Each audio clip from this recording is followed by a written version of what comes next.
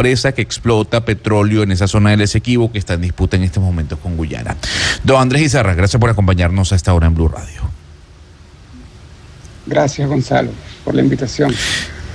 Exministro, ¿qué le responde usted a Tarek William Saab, sabiendo de que usted tiene mucho tiempo fuera de Venezuela, está en el viejo continente, acerca de, repito, esa acusación sobre traición a la patria y conspiración con la petrolera ExxonMobil? Mira, yo creo que más allá de una respuesta puntual a un funcionario que está cumpliendo instrucciones y está al servicio de la dictadura, pues es uno de los ejecutores de las políticas represivas de la dictadura. Más allá de una iniciativa o una nueva, digamos, jornada contra el equipo de María Corina Machado, que sin duda forma parte de esto, estamos frente a una nueva ola represiva que se está desatando en Venezuela. Esto no es solamente contra el equipo de María Corina Machado, que obviamente, como tiene la iniciativa política y la principal opción de triunfo electoral el año que viene, los ojos de la atención están centrados sobre ella, pero esto es una ola represiva que va más allá de ella y que apunta a contra cualquier disidencia y contra cualquier crítica a las acciones de Nicolás Maduro, sobre todo en un juego tan peligroso como el que está intentando adelantar en el Esequibo, que poco tiene que ver con el ejercicio de la soberanía venezolana ni el ejercicio de la defensa de la nación, y más con su esfuerzo, su ambición por perpetuarse en el poder de cara a las elecciones el año siguiente. Señor Izarra, ¿qué ve usted que viene? Porque lo que ha pasado es un paso a paso que parece pues muy bien orquestado. Esto que está pasando ahora con el Esequibo y entonces el referendo y el anuncio de militarización y entonces la respuesta obvia que se viene, que es el acompañamiento de Estados Unidos a Guyana. Todo eso hace parte como de un paso a paso perfectamente orquestado para lo que usted ya indicaba, que es como fortalecerse de cara a unas elecciones que pues seguramente no van a ser lo democráticas que la gente quisiera. ¿Qué ve usted que sigue conociendo por dentro el gobierno de Maduro? Mira, recordemos que esta iniciativa del Esequibo es producto del golpe que recibieron con la participación popular de la primaria que organizó la oposición. Ese primer golpe fue ratificado con la debacle electoral que sufrió el madurismo el domingo, cuando su consulta refrendaria sobre el tema Esequibo, que supuestamente ellos intentaron retratar en una campaña millonaria como una iniciativa política de unidad nacional que apelara a todo venezolano que está defendiendo la nación y el territorio. Pero la gente se rebeló como se ha hecho últimamente, que es de forma pasiva, o sea, que fue como una especie de rebeldía de brazos caídos, ¿no? No necesariamente siempre tenemos una violencia, sino que vivimos una especie de caracazo electoral. La gente decidió no participar y con eso darle un segundo golpe. Y a raíz de ese segundo golpe es que se desata esta nueva ola represiva que afecta principalmente, como le dijo, al equipo de María Corina Machado, pero va mucho más allá. Nos abarca a todos los críticos de la acción de Nicolás Maduro. Esta es una iniciativa, como te repito, por tratar de recuperar el terreno perdido político, de capturar la atención y de montar la agenda, de recuperar el ejercicio sobre la agenda y de influenciar el espacio público, pero que entra o que tiene ribetes de desesperación en medidas como la que vimos por el fiscal ayer, cuando la iniciativa no cuaja. Parece que la gente entendió que esto es una maniobra politiquera que tiene otro fin. Porque si a Maduro le interesara recuperar la patria o defender la nación, respetaría, por ejemplo, la ley de hidrocarburos y no estaría otorgando concesiones petroleras contra la ley de hidrocarburos lesivas para el interés nacional, como por ejemplo la que hizo con la Shell o lo que está haciendo con la Chevron, que ni siquiera regalías petroleras está pagando. O lo que es la relación con Rusia, también, todo lo que ocurre, por ejemplo, en devastaciones ecológicas como lo que estamos viendo en el arco minero. En fin. Pero, exministro, ¿qué herramienta le quedan a ustedes como oposición? Porque realmente lo importante son las elecciones del próximo año y uno ve que pues no van a permitir a María Corina presentarse, están capturando a su círculo íntimo y todo esto en un contexto de hipotéticas negociaciones. Entonces uno se pregunta, oiga, después de 25 años la oposición ha agotado todas las posibilidades que tiene, pero pareciera que no hay manera pues de que vayan a unas elecciones libres. Entonces la pregunta es, pues, ¿cuál es el camino? Bueno, yo no sé lo que hace la oposición de María Corina Machado. Yo no pertenezco a su facción política.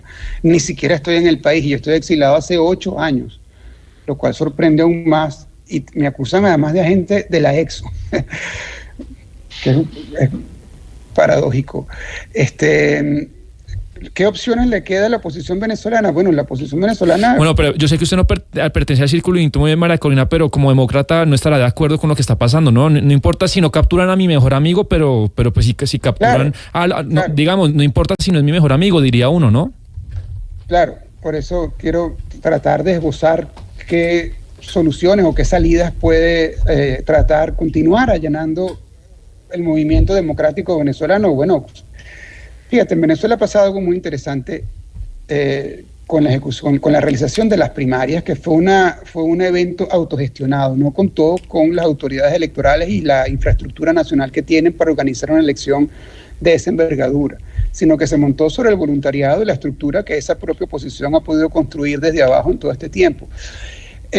Eso te da indicaciones, digamos, de que hay algo por debajo de la sociedad que la dictadura no ha podido reprimir, ¿no? Que Nicolás Maduro y su régimen mafioso no ha podido reprimir, sino que la gente, digamos, la gente siempre está buscando espacios de participación y de construcción desde abajo para una alternativa política.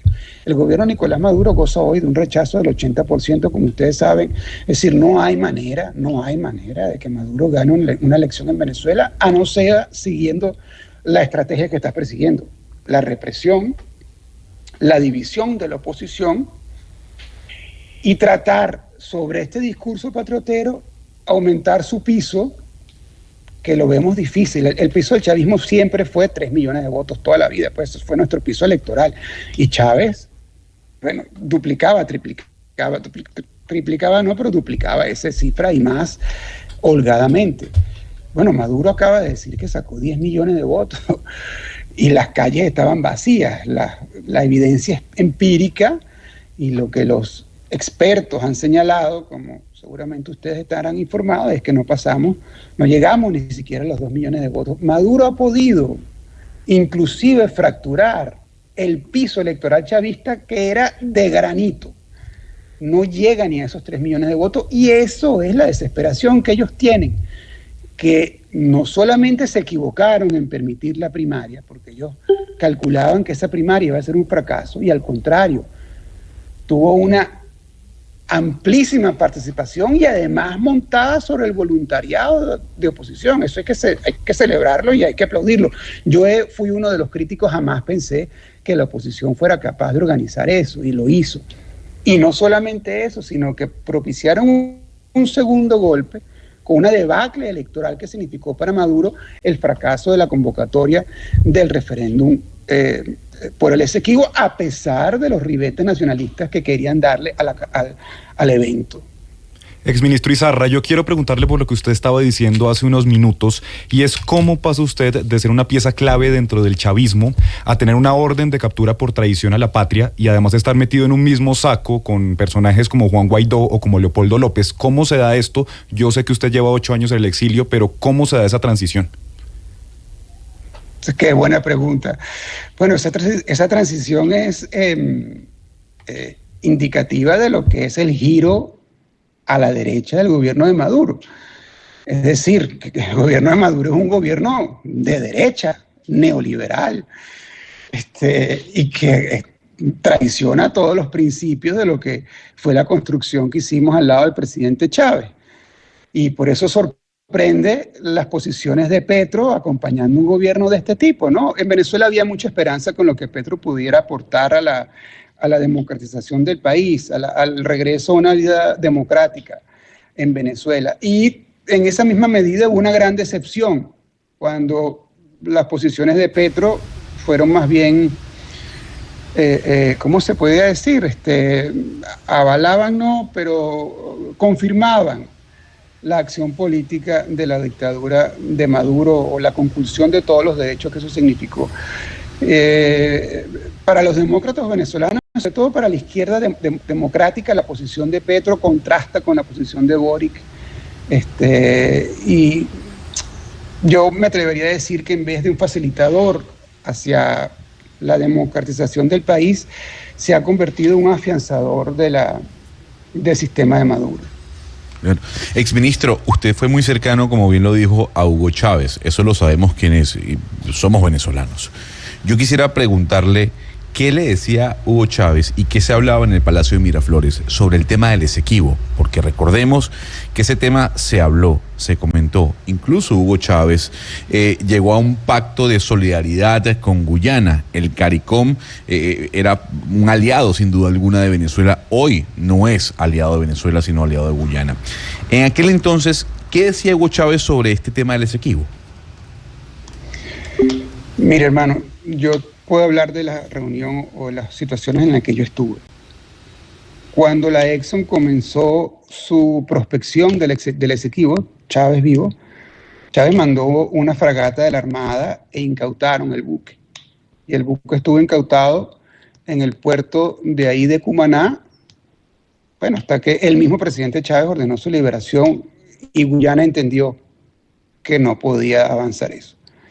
Una vez muerto el presidente Chávez, antes de la debilidad del gobierno de Maduro, porque esto tiene una historia larga, inclusive el gobierno de Maduro, pasa que ellos no lo confiesan, no lo pueden decir, hizo lobby ante la Exxon para que la Exxon regresara a Venezuela, a pesar de que Venezuela se había batido en una tremenda batalla legal contra la Exxon y la sacó de Venezuela porque la sacamos de la faja petrolífera del Orinoco, donde la Exxon tenía prácticamente un monopolio y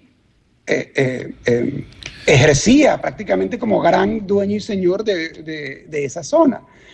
Eso no lo dice el madurismo, todo lo que fue el antecedente de la concesión y el cortejo que ellos tuvieron con la Exxon. Por eso te digo, esta medida patriotera con el tema del Esequibo no persigue un fin más que construir una nueva situación que le permita al madurismo continuar en el poder y darle a la candidatura de Maduro, que es una candidatura abatida, con amplio rechazo, algún piso político que le permita alguna posibilidad de ser reelecto el año que viene.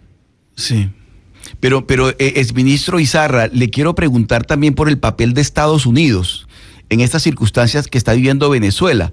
Estados Unidos mantiene unas sanciones particulares sobre el gobierno venezolano, pero además también se le está pidiendo un mayor protagonismo en la situación que se está presentando en la medida en que podría también contribuir a superarla. ¿Usted cómo analiza el papel que está jugando Estados Unidos en estas circunstancias y cuál cree usted que debería ser el mejor papel que podría desempeñar Estados Unidos en estas circunstancias?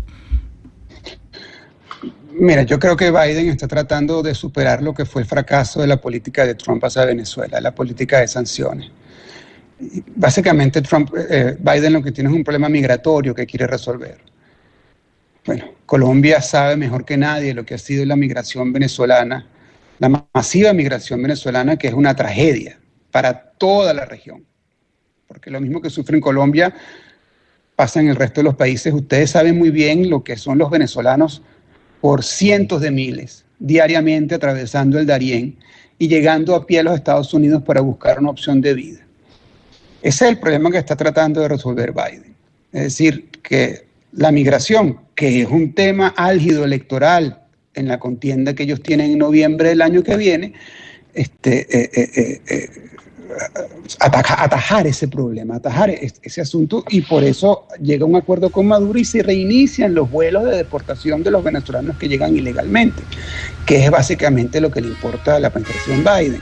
Es decir, la administración Biden no le importa el petróleo venezolano, la ExxonMobil está produciendo creo que 300.000 barriles ahorita. El año que viene van a producir 800.000 y en el 2030 van a producir 1,5 millones de barriles del petróleo que es nuestro.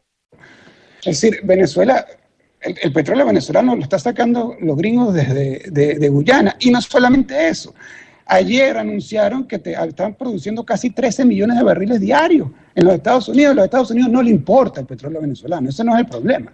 El problema es la masa de personas, la masa migratoria que está tocando las puertas sur de la frontera sur de los Estados Unidos y que está afectando a toda la región, producto, claro, entre otras cosas, de la mala política de Trump, pero fundamentalmente de la irresponsabilidad y del mal manejo económico y político de la dictadura de Nicolás Maduro. Exministro, usted siendo partícipe del gobierno de Hugo Chávez, ¿en algún momento a usted se le pasó por la cabeza que el chavismo y que el proceso revolucionario que se inició en 1999 iba a llegar al punto en el que está el día de hoy? Pero es que no, es que ahí yo difiero, Gonzalo. Yo creo que vamos a tener una diferencia ahí de fondo, porque lo que hay en el gobierno en Venezuela no es chavismo. Eso es madurismo, eso es otra cosa. Eso no percibe ni los principios políticos sobre los que se montó Chávez, ni la metodología política con la cual Chávez hizo del poder, ni la práctica política chavista, ni el poder popular, ni las misiones de Chávez, ni las iniciativas políticas. O sea, no hay nada. Es más, la figura de Chávez cada vez desaparece más del discurso y de la imaginería del gobierno madurista, porque si hay algún enemigo del gobierno de Maduro es el presidente Chávez. Por eso ellos se garantizan de que Chávez esté cada vez más muerto y lo apuñalan cada vez más. Esto no es un gobierno revolucionario, ni es un gobierno de izquierda, ni es un gobierno socialista, ni es un gobierno progresista, ni es un gobierno democrático. Esto no es nada de eso. Esto es un gobierno de derecha. Maduro está más cerca de los Ortega o de Erdogan o de las expresiones autoritarias que podemos encontrar hoy en el mundo que de un gobierno democrático, socialista. Mira, la desigualdad en Venezuela ha alcanzado niveles récord. Es peor que la de Colombia, pues, o sea, con eso te digo, cuando era el índice Gini venezolano era el más alto del país, de la región, sí. O sea, estaba casi a par, o por lo menos la diferencia social en Venezuela no es lo que es hoy. Y eso todo es producto para Maduro fundamentalmente.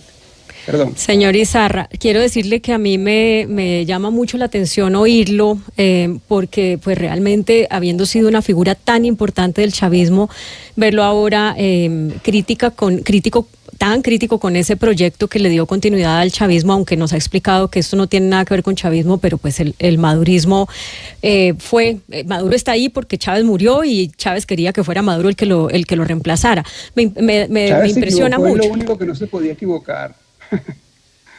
Claro, pero bueno, esos ya son los análisis que ustedes se hacen, pero a lo que voy con lo que le estoy diciendo es, usted ha dicho, lo de Maduro no es chavismo, él acabó con eso, y además, pues los índices, los indicadores económicos en Venezuela son terribles, la desigualdad, demás. ¿Usted cree, yo entiendo que usted sigue siendo chavista y será chavista hasta el fin, pero usted cree que después de estas 2 décadas, pues que no han funcionado bien para la población venezolana, ya es la hora de la oposición, que el proceso electoral debería derivar en que gane la oposición y se le dé otro aire, otro liderazgo al país? Yo creo que es la hora del regreso a la democracia y que el pueblo venezolano tenga la facultad, recupere el poder de darse el gobierno que quiera. Por eso es lo que yo abogo. ¿Usted votaría por María Corina Machado, por ejemplo? No, yo no votaría por María Corina Machado. ¿Por quién votaría entonces? Si las elecciones fueran Maduro, María Corina, ¿quién más puede ser? Mira, todas las opciones chavistas de Venezuela estamos o en el exilio o presos. O sea, lo primero que hay que regresar es a la posibilidad de que en Venezuela haya un libre ejercicio político, sobre todo para la disidencia chavista. Es decir, los que enarbolamos el proyecto político del presidente Chávez podamos volver a hacer política libremente en Venezuela. Cuando se den esas circunstancias, entonces podemos hablar de quién sería un candidato posible, ¿no? Pero, es decir, entre que siga el chavismo y se monte María Corina, porque si es que la dejan participar, porque no hay un candidato, digamos, de eso que quedó del chavismo, ¿usted preferiría que siga el chavismo en su versión maduresca? Es que no hay chavismo en Venezuela. Sí, ya no lo explicó, pero quiero decir, si las opciones son Maduro y María Corina, ¿usted preferiría que siga Maduro? No, ninguno de los dos, eso no es opción. O sea, uno no escoge entre lo malo y lo peor, no estoy de acuerdo, o sea, no, eso no es opción para mí. Bueno, pues es Andrés Izarra, quien para contexto de nuestros oyentes fue un hombre muy importante en los gobiernos de Chávez, fue ministro, fue director de televisión, es periodista y lleva 8 años en el exilio porque con el sucesor de Chávez, que fue Nicolás Maduro, pues no se pudo entender, como le ha pasado a otros miembros del chavismo. Muchas gracias por acompañarnos en Mañanas Blue. A ti, Claudia, Gonzalo, gracias.